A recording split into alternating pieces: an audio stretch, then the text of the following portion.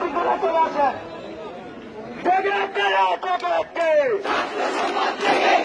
রক্তের আগুন লেগেছে,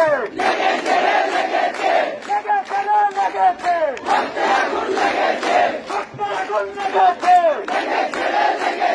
রক্তের বন্যায়, রক্তের বন্যায়, রক্তের আগুন লেগেছে,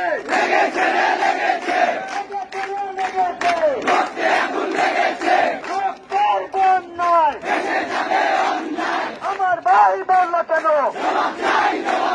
তুমি হাসিনা জবাব দে, প্রশাসন জবাব দে।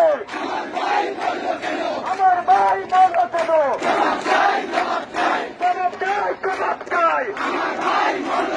আমার ভাই শহীদ কেন?